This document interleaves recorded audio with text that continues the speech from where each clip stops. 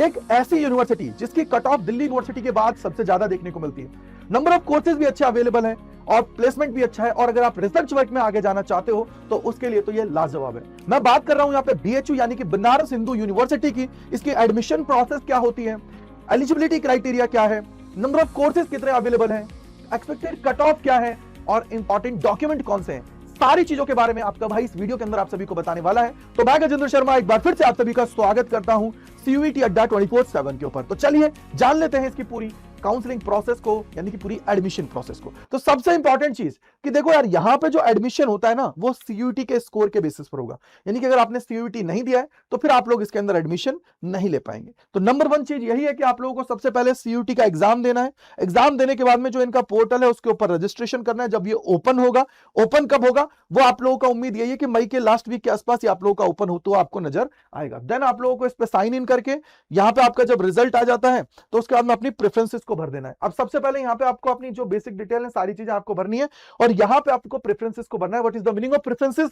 Preferences का मतलब है कि किस कोर्स और कॉलेज को आप लोग कौन सी पोजीशन पे रखना चाहते हो, ये आप सभी का वहां पे आपको मौका मिलता है। तो आप अपनी अकॉर्डिंग या अपनी प्रायोरिटी के अकॉर्डिंग उन सारी चीजों को उसके अकॉर्डिंग रखते हो। राइट है भाई। और सबसे बड़ी बात है कि इनकी ऑफिशियल वेबसाइट आप सभी के सामने है, इसी पे सारी प्रोसेस होने वाली है। दूसरी चीज, आप लोगों का जो नॉर्मलाइज्ड स्कोर आता है उसी के बेसिस पर आप लोगों का पूरा एडमिशन यहाँ पे होने वाला है। और सबसे इंपॉर्टेंट चीज, अगर आप लोग इनके पोर्टल के ऊपर रजिस्ट्रेशन नहीं करते हो, रजिस्ट्रेशन की प्रोसेस नहीं करते हो और प्रेफरेंसेस को फिल नहीं करते हो तो देन आप लोग इसके अंदर एडमिशन नहीं ले पाओगे, क्योंकि सारी प्रोसेस ऑनलाइन ही आप सभी की होने वाली है। इसके बाद में क्या होता है, देखो सबसे पहले आप लोग रजिस्ट्रेशन करते हो, रजिस्ट्रेशन के बाद में आप लोगों को आपका रिजल्ट आ जाता है सीयूटी का। देन आप लोग अपनी प्रेफरेंसेस को भरते हो। प्रेफरेंसेस भरने के बाद में आप लोगों का क्या होता है, प्रेफरेंसेस लॉक हो जाती है। देन उसके बाद में क्या होती है कि आप लोगों का जो शेड्यूल के अकॉर्डिंग आपका राउंड 1 का सीट अलोकेशन आता है। सीट अलोकेशन में अगर आपको सीट मिल रही है, यानी कि जो कट ऑफ उन्होंने रखी है उससे ऊपर या उसके बराबर आप लोगों का स्कोर है, तो आपको सीट अलॉट हो जाती है। आपके पोर्टल पर नजर आ जाएगी भैया ये आपको हुआ है। उसके बाद में उसको आप एक्सेप्ट करोगे। एक्सेप्ट करने के बाद आप लोगों का डॉक्यूमेंट वेरीफाई ऑनलाइन ही होते हैं।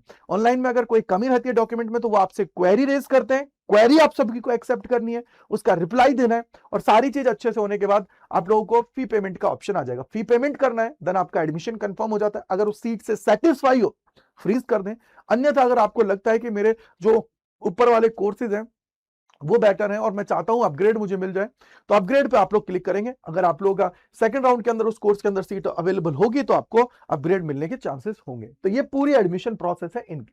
अब दूसरी चीज आती है कि सर एलिजिबिलिटी क्राइटेरिया क्या है। तो नंबर 1 आप लोगों ने देखो must have passed class 12th और इसके इक्विवेलेंट आप सभी का होना चाहिए। दूसरी चीज, मिनिमम मार्क्स का आप लोगों को यहाँ पे क्राइटेरिया आप लोगों को दे रखा है। अब कहीं कहीं किन किन कोर्सेज के अंदर उन्होंने एज क्राइटेरिया भी दे रखा है, बट कोई प्रॉब्लम की बात नहीं, जनरली सारे कोर्सेज के अंदर आप लोग इजीली एडमिशन ले जाएंगे। तो यह आप लोगों का क्या है, एलिजिबिलिटी क्राइटेरिया। अब मैं यहाँ पे कोर्सेज की बात कर लेता हूं कि कौन कौन से कोर्सेज आप सभी के लिए अवेलेबल है। तो जैसे आप लोग आर्ट्स के अंदर जाना चाहते हो, एलएलबी बीएलएलबी करना चाहते हो, कॉमर्स के अंदर जाना चाहते हो, साइंस एग्रीकल्चर के अंदर या फिर साइंस में ऑनर्स में जाना चाहते हो, डेयरी टेक्नोलॉजी फूड टेक्नोलॉजी है, इसके अलावा वोकेशनल कोर्सेज के कोर्सेज करना चाहते हो, फाइन आर्ट्स में परफॉर्मिंग आर्ट्स है, या फिर आप लोग जो आप लोगों का होता है ना मेडिकल टेक्नोलॉजीज के अंदर जाना चाहते हो, यानी कि रेडियो थेरेपी हुआ, देन आप लोगों का क्या हुआ कि एमआरआई है, उसके अंदर अगर आप लोग जाना चाहते हो तो आप लोगों के सारे कोर्सेज यहाँ पे अवेलेबल हैं। तो इन कोर्सेज के अंदर आप लोग एडमिशन ले सकते हैं ऑन द बेसिस ऑफ आप लोगों ने जो स्कोर अचीव किया है और जो इनकी कट ऑफ जाने वाली है उसके बेसिस पर।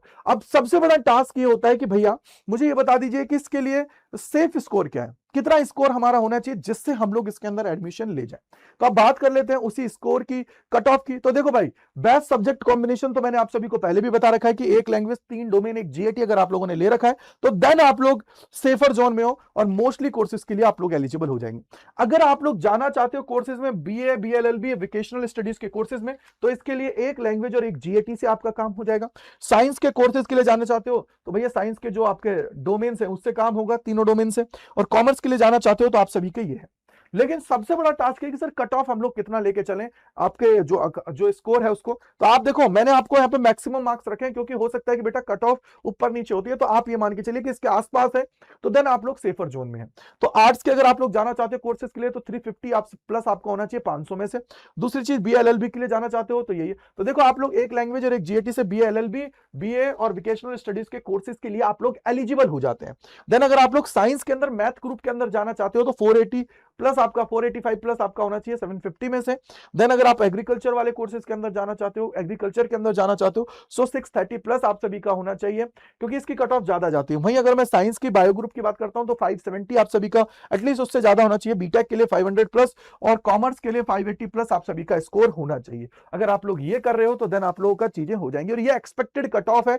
अभी हो सकता है कि इसके अंदर चीजें चेंजेस हो, डिपेंडिंग अपॉन दी पेपर सारी चीजें डिसाइड होती हैं। बट मैंने जितना पिछले साल का इसका जो पूरा डेटा देखा है, पिछले साल के अकॉर्डिंग जो बेस्ट आप लोगों को स्कोर कर सकते हो वो इतना स्कोर तो आपको करना है। इससे ऊपर जा रहे हो, पार स्कोर पे जा रहे हो, तो देन आप ये मान के चलिए कि फिर तो भाई बल्ले बल्ले है, आप लोगों को फर्स्ट राउंड के अंदर ही चीजें मिल जाएंगी। आई होप आपको समझ में आ गया होगा।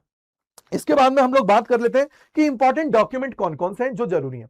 तो डॉक्यूमेंट्स की लिस्ट मैंने आप सभी को यहाँ पे, तो सीयूटी का स्कोर कार्ड, अब सीयूटी का जो स्कोर कार्ड आपका रिलीज होगा वो आपके पास होना चाहिए, तो उसको अच्छे से रख लीजिएगा। मैं तो ये बोलूंगा कि एप्लीकेशन फॉर्म है उसका भी प्रिंट रख लो, और जो एडमिट कार्ड आएगा उसका भी प्रिंट आप लोग रख लीजिएगा, ठीक है। क्लास 10th की मार्कशीट है, क्लास 12th की मार्कशीट है, अब अभी तक तो आई नहीं है, लेकिन जब आपके पास आ जाएगी 12th की तो वो आपके पास होनी चाहिए। अब ये डॉक्यूमेंट ऑनलाइन में भी आपको रिक्वायर्ड होंगी, मतलब ये सारी डिटेल भरनी होंगी। साथ ही साथ जब आप लोगों का पूरी चीजें हो गई हैं, आपका एडमिशन क्लोज हो गया, और ये लोग जब आपको फिजिकल डॉक्यूमेंट वेरीफाई करने के लिए बुलाएंगे तो उस टाइम पे आपके पास ये सारी चीजें होनी चाहिए, ठीक है। फिर मार्कशीट हो गई, देन आप लोगों का कास्ट सर्टिफिकेट, अगर SC ST OBC NCL EWS से बिलोंग करते हो तो उस केस के अंदर सेंटर लेवल सर्टिफिकेट आप सभी के पास होना चाहिए। साथ ही साथ इनकम सर्टिफिकेट की भी बात ये कर लेते हैं, तो उसको बनवा के रख लीजिएगा, ठीक है, याद रख लीजिएगा। अगर PWD कैटेगरी से बिलोंग करते हो तो वो सर्टिफिकेट आप सभी के पास होना चाहिए। अगर आपके मम्मी पापा या कोई भी BHU के अंदर जो है एम्प्लॉय हो तो उसका सर्टिफिकेट, जिससे आप सर्टिफिकेट जो होता है ना BHU का जो कोटा होता है उसके थ्रू आप लोग कर पाओगे। और स्पोर्ट्स कोटा है या फिर आप लोग स्पोर्ट अचीवमेंट सर्टिफिकेट है वो आपके पास होनी चाहिए। अब सबसे बड़ी बात यह है कि बहुत सारे बच्चे बोलेंगे कि भैया इसके लिए जो EWS और OBC NCL की सर्टिफिकेट की बात करते हैं तो उसकी डेट क्या होगी। तो बेटा देखो, ये लोग जनरली क्या करते हैं, जो तुम्हारा जुलाई होता है ना, लास्ट ईयर का जुलाई है, उसका भी सर्टिफिकेट काउंट कर लेते हैं, उससे पहले का है। तो भाई ये बोलते हैं कि जब आप लोग फिजिकल डॉक्यूमेंट वेरीफाई के लिए आ रहे हो तो उस टाइम पे आपके पास न्यू होना चाहिए। तो मैं तो एक ही चीज बोलूंगा कि अगर अभी तक आपने नहीं बनवाया है तो भैया बनवा लो, क्योंकि आपकी DU की एडमिशन प्रोसेस में भी काम आएगा और वो BHU में भी काम आ जाएगा, हर जगह वो काम आ जाएगा। तो याद रख लीजिएगा, जिससे आपका काम हो जाए। और फोटो और जो आपका सिग्नेचर है वो तो आपके पास होना ही चाहिए। साथ ही साथ एक ईमेल एड्रेस और मोबाइल नंबर है वो एक्टिव आपके पास होना चाहिए, तब जाके आप लोग चीजों को कर पाएंगे। अदरवाइज क्या होगा, प्रॉब्लम्स का सामना आप सभी को करना पड़ता है। आई होप आप लोगों को समझ में आ गया होगा, चीजों को आप लोगों ने बहुत बेहतरीन ढंग से कर लिया होगा और समझ पा रहे होंगे, राइट है। अब मैं यहाँ पे आपको एक चीज और बताता हूं जो सबसे इंपॉर्टेंट है। वो इंपॉर्टेंट क्या है भाई, इंपॉर्टेंट ये है कि अगर मैंने आप सभी को सारी चीजें बता दी हैं तो फिर आपको ये ध्यान रखना है, इनको अपने पास रख लेना जिससे आपका काम हो जाए।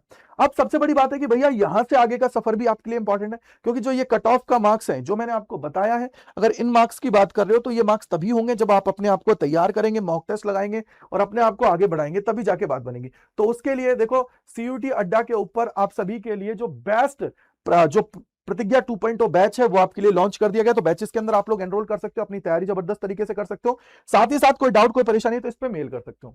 और सबसे बड़ी बात, अगर भाई के साथ जुड़ना है, भाई के साथ अपना जो पूरा काउंसलिंग प्रोसेस है वो अच्छे से करनी है, तो उसके लिए ये जो कूपन कोड है Y485 इसको आप लोग लगा के एनरोल कर सकते हो। Y485 लगाने से आपको मैक्सिमम डिस्काउंट भी मिलेगा। साथ ही साथ कोई डाउट कोई परेशानी है एडमिशन रिलेटेड तो इस नंबर पे आप लोग कॉल करिए, जिससे आपका काम आसान हो जाए। चलिए भाई, अब हम लोग देख लेते हैं कि कैसे एनरोल करना है जिससे हमारा काम आसान हो जाए। तो सबसे पहले आप लोग क्या करेंगे बेटा जी, आप लोगों को यहाँ पे आना है और आने के बाद में यहाँ पे सर्च करना है कैरियर्स अड्डा, इस पे आप लोगों को जाना है। देन पहले लिंक पे क्लिक कर लेना है। अब यहाँ पे आप लोग जैसे ही आएंगे इसके ऊपर क्लिक करना है, और देखो सबसे बड़ी बात है कि science, commerce, arts, GAT, language सारी चीजें आप सभी के पास है। तो जिसमें भी आपको जाना है आप जा सकते हो, जिस भी ब्रांच के हैं। मान लो मैंने बोला कि साइंस के हैं तो साइंस पे क्लिक किया। देखो ये तुम्हारे लेटेस्ट बैचेस अवेलेबल हैं। साथ ही साथ आप यहाँ पे देखेंगे कि ये तुम्हारे मॉक टेस्ट अवेलेबल है। भैया देखो, बैचेस नहीं ले रहे हो ठीक है, यूट्यूब से पढ़ रहे हो ओके, लेकिन ये आप सभी के पास महापैक होना चाहिए, तो इसको आप लोग जाके एनरोल कर लीजिएगा। तैयार? और कैसे लेना है, तरीका सबका सेम है। मान लीजिए मैं आपको बोलता हूं कि अगर आपको बैच चाहिए ये वाला तो इस पे क्लिक करेंगे, या फिर मॉक टेस्ट चाहिए, जो भी चाहिए उस पर आप लोग जाएंगे, बाय नाउ पे क्लिक करना है और यहाँ पे एंटर करना है कूपन कोड। कूपन कोड कौन सा लगाना है बेटा जी, अभी मैंने बताया Y485। Y485 आप सभी को लगाना है। जैसे ही Y485 आप सभी लगाएंगे आपको मैक्सिमम डिस्काउंट इसके अंदर मिल जाएगा, और साथ ही साथ आप लोग अच्छे से तैयारी करते हुए आगे बढ़ पाएंगे। तो फटाफट से जाइए, जाके एनरोल कर लीजिए, क्योंकि इसके अंदर आपको हर एक वो चीज मिल रही है जो आपके सिलेक्शन के लिए रिक्वायर्ड है। So thank you, bye bye to all, God bless you, जय हिंद, जय भारत। कोई डाउट, कोई परेशानी है तो कमेंट सेक्शन के अंदर लिख दीजिएगा, और किस और यूनिवर्सिटी की पूरी एडमिशन प्रोसेस, डॉक्यूमेंट से लेकर हर चीज जानना चाहते हो वो जरूर लिखेगा। बाय बाय टू ऑल यार आपको।